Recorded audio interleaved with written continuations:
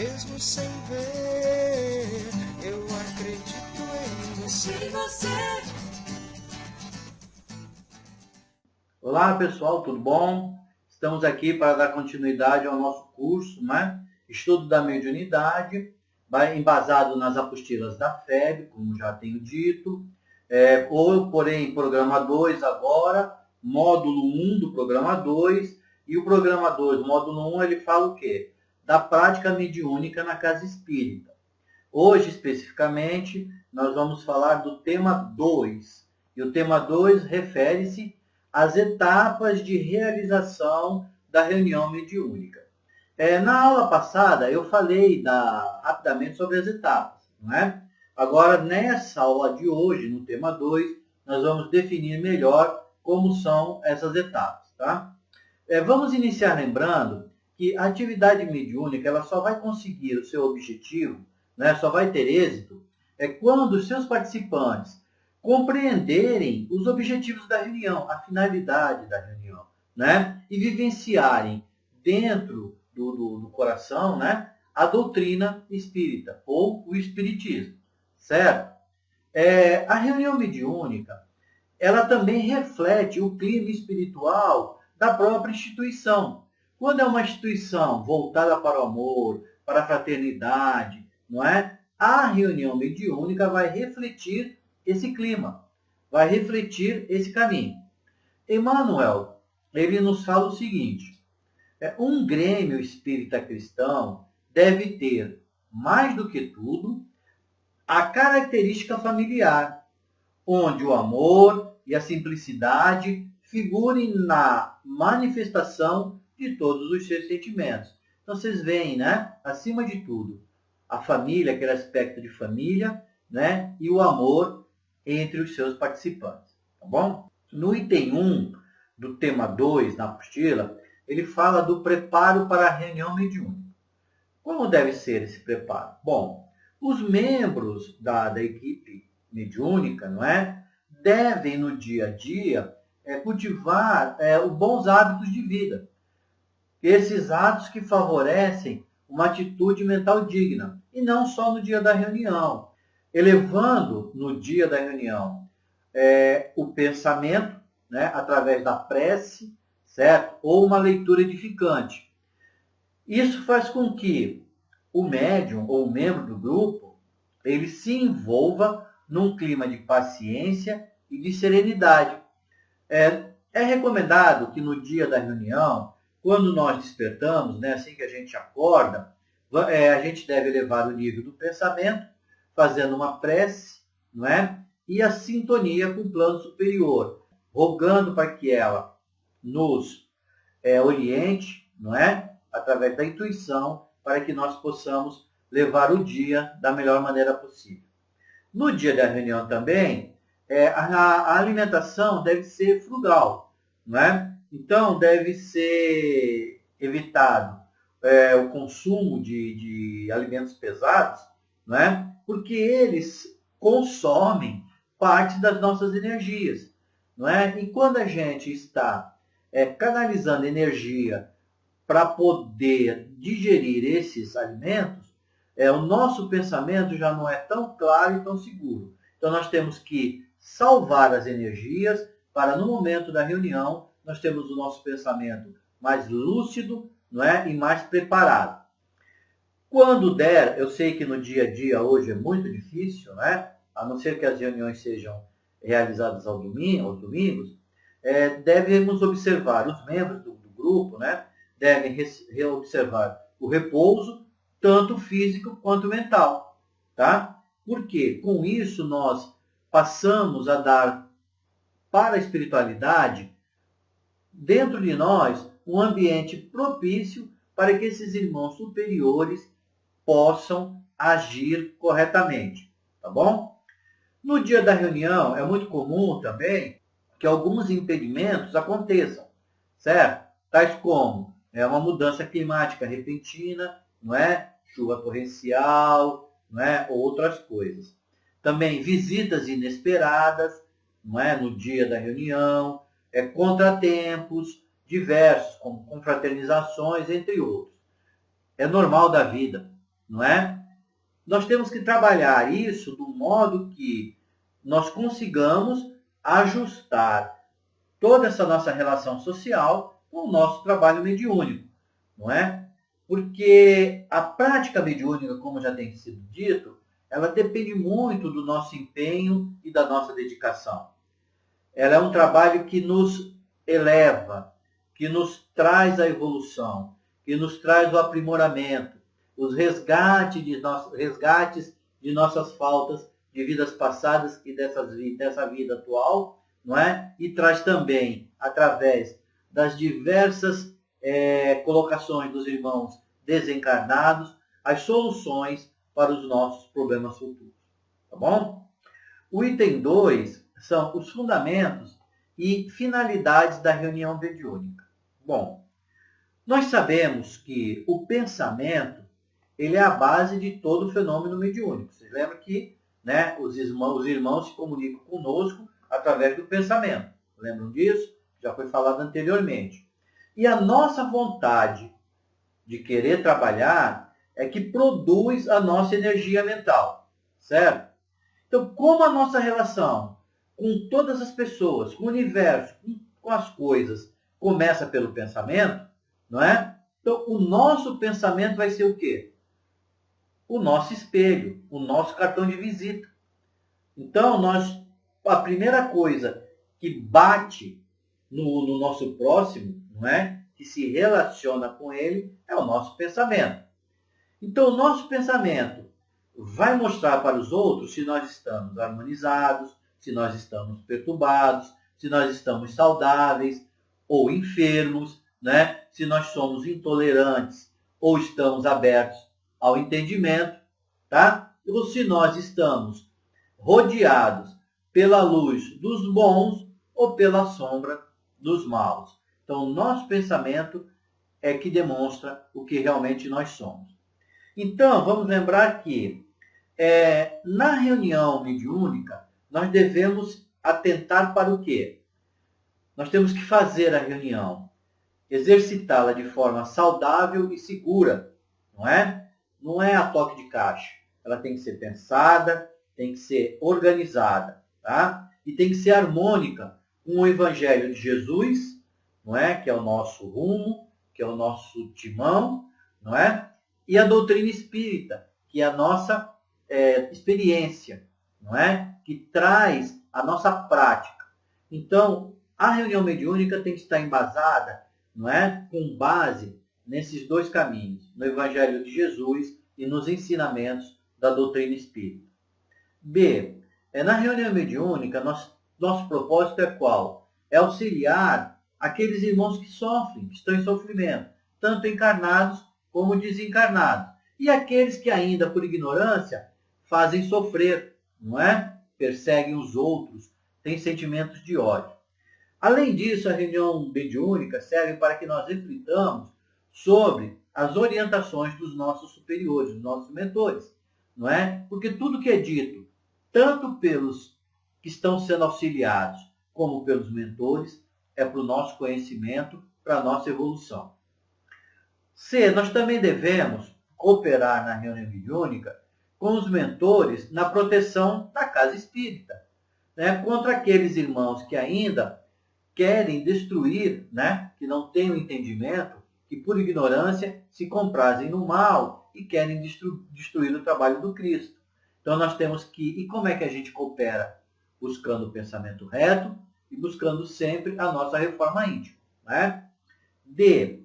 Nós, da reunião mediúnica, nós temos que ser humildes. Porque o irmão que chega lá, não é? Ele está carente, não é? Ele está na condição de necessitado.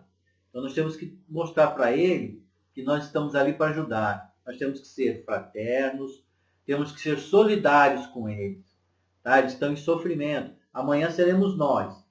E isso mostra, né, no nosso dia a dia também, a nossa força, a nossa procura na mudança, na nossa transformação moral. Esse ponto é o que nos dá, não é, condições de dialogarmos com esses irmãos, mostrando que nós temos muitos defeitos ainda, muitos erros, mas estamos buscando, através do amor, através da fraternidade, através do estudo, a nossa evolução. Tá bom? No item 3, a apostila fala da equipe da reunião mediúnica, né? Como é composta essa equipe? Bom, a equipe da reunião mediúnica, é óbvio, ela é constituída por irmãos encarnados, não é? E por irmãos desencarnados. Sendo que cada um tem uma atividade específica dentro do grupo, não é? Nós temos os mentores, temos os trabalhadores gerais, temos os socorristas, né, nos desencarnados. E temos nos encarnados os médiuns, né? Também temos os dialogadores e os médiuns sustentadores. Cada um tem sua função dentro da reunião. No caso das reuniões sérias, que nós já falamos lá atrás, né? Elas pedem, elas requerem que nós, os membros dessas reuniões, nos ocupemos com as coisas úteis, não é? A fim de que nós possamos valorizar o conhecimento espírita. Então, não é para a gente ficar se preocupando com as coisas comuns que não têm sentido e que não acrescentam nada a nós. Não é? Nós temos que buscar nos elevarmos e trabalharmos o nosso pensamento sempre com coisa útil, tá bom? Porque o conhecimento, não é? E o ensino moral dado pelos irmãos de luz, não é? Eles mudam e mostram para nós a realidade dos fatos mediúnicos. Através do nosso conhecimento e do nosso ensino moral, a gente passa a entender o que realmente está acontecendo numa reunião mediúnica, tá bom? A reunião mediúnica também, quando ela é instrutiva, não é? Ela traz para nós o aprendizado verdadeiro, tá? Porém, como é que os irmãos de luz, não é, vão nos ensinar se nós não abrirmos, dermos condições para que eles possam incutir essas lições em nossos pensamentos? Então nós temos que estar preparados e darmos condições propícias para que esse ensinamento possa ser absorvido por todos nós. O item 4 são realmente agora, né, as etapas da reunião mediúnica. No geral, as reuniões mediúnicas, como eu falei, não é dogma, né, e não é rito, mas no geral elas têm 3 fases. A primeira é a abertura, a segunda é o desenvolvimento e a terceira é o encerramento.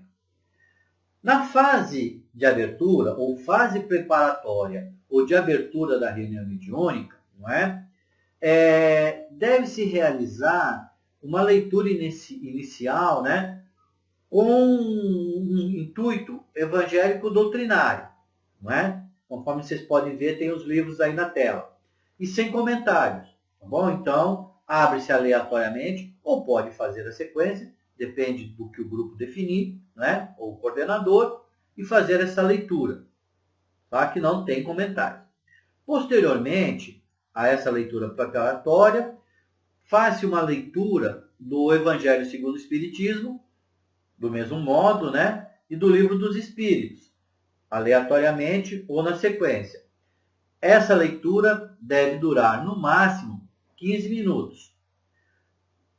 Se a reunião for uma reunião mais alongada, de 2 horas, aí sim, passa-se a comentar a leitura do Evangelho segundo o Espiritismo e da pergunta do Livro dos Espíritos, não é? Mas essa discussão, esses comentários, não devem ultrapassar 30 minutos, tá bom? Posteriormente, não é? Alguém do grupo ou o próprio coordenador profere a prece de reunião da abertura, de abertura. Uma prece não deve ser muito alongada, em média costuma-se colocar 3 minutos, e a prece tem que ser clara, simples e concisa, sem muitas delongas. Por quê? Porque lá é um hospital, e tem irmãos ali, doentes, sofrendo, esperando para serem atendidos. Eles estão em agonia, não é? A gente, quando vai aqui no médico, ele demora, a gente já fica com raiva, não é? Fica já naquela situação. Imagine os irmãos que estão ali em sofrimento. Então não deve ser muito alongada essa fase. A segunda fase, que seria o desenvolvimento, é a fase de manifestação dos espíritos, né? Ou chamada também de fase de desenvolvimento da reunião mediúnica. Bom, essa fase é o que realmente justifica existir a reunião, né? Se tem a reunião mediúnica, é por conta dessa fase da hora que os irmãos vão se manifestar, tá? Então, eles dialogam com os médiuns nessa hora, não é? E para que essa hora, essa parte da reunião tenha êxito, tá bom? Tanto os irmãos encarnados como os desencarnados que participam da reunião devem canalizar todos os seus sentimentos, todos os seus fluidos neste momento, tá bom? Essa parte, não é, da reunião, essa parte prática, essa parte que os irmãos se comunicam, ela não pode ultrapassar, como nós vimos na aula anterior, 60 minutos. Tá? E é importante também, os médiuns psicofônicos, eles devem alternar as comunicações entre si. Então, não é só um médium dar 5, 6 passividades. Não é? Eles devem alternar, dando no máximo 2, e entre si. Um médium dá uma passividade, depois outro, né? Nesse rodízio, tá ok? E o médium também deve controlar o tom de voz na passividade. Ele não deve falar nem muito alto, não é? Para não atrapalhar os outros que estão em prece, e também nem excessivamente baixo, que não permita o dialogador, ou mesmo os outros médiuns e sustentadores, entender o que ele está falando. Porque ali, naquela passividade, está contida uma lição que certamente vai servir a todos. Por outro lado também, os dialogadores e os irmãos sustentadores, quando estiverem dialogando, devem evitar diálogos longos, não é? É cansativo.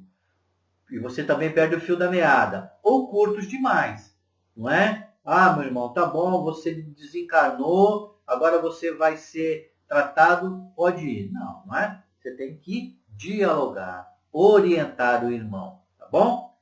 Porque com o diálogo você vai percebendo qual o problema daquele irmão e pode ajudá-lo de forma mais correta, não é? E mais eficiente, tá bom?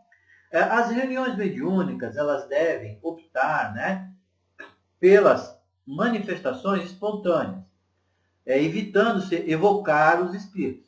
Ah, hoje nós vamos evocar o Dr. Bezerra de Menezes, vamos evocar o espírito de fulano e tal. Não, porque isso pode fazer com que aqueles irmãos venham se passar por eles, não é? E tragam mensagens que não sejam edificantes.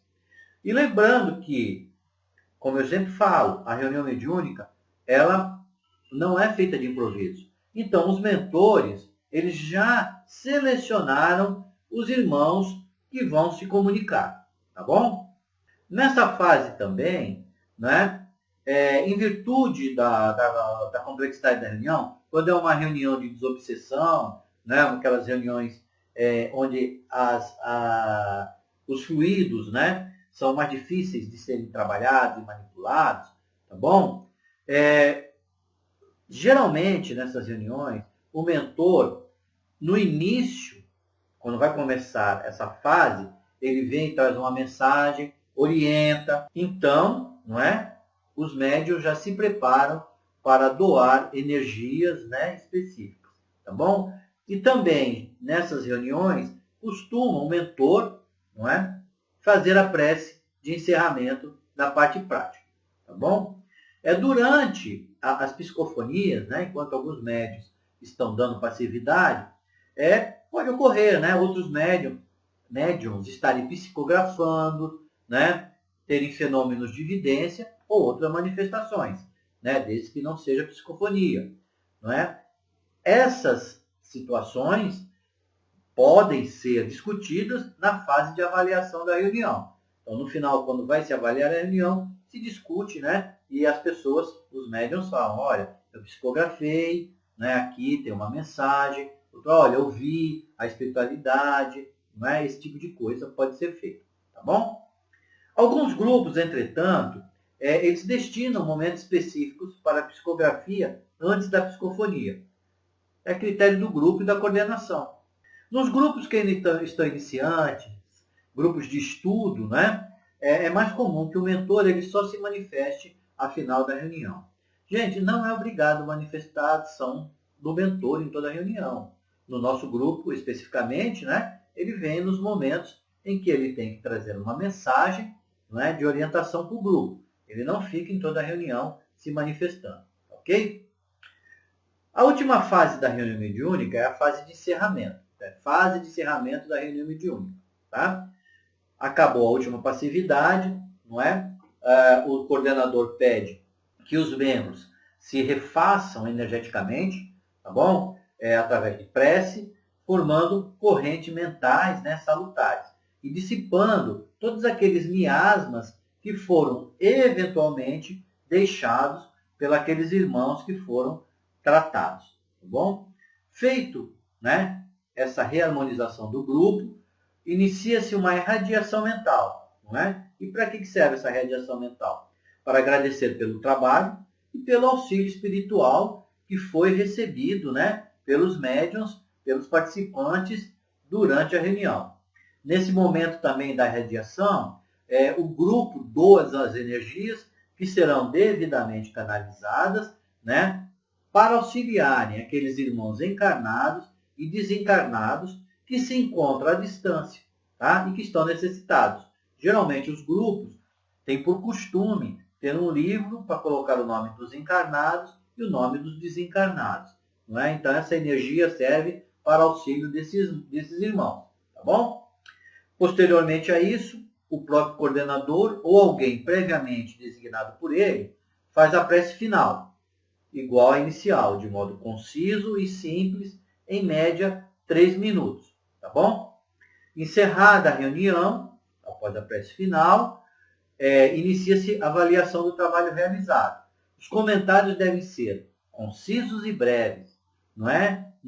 Porque senão vai se perder o caminho. É o que aconteceu ali, o médium vai falar, e as outras pessoas também, com relação à passividade do irmão tal, né? Eu senti isso, percebi que o irmão precisava daquilo, etc. Ok, pessoal? É isso. Lembremos sempre, sem caridade não há salvação.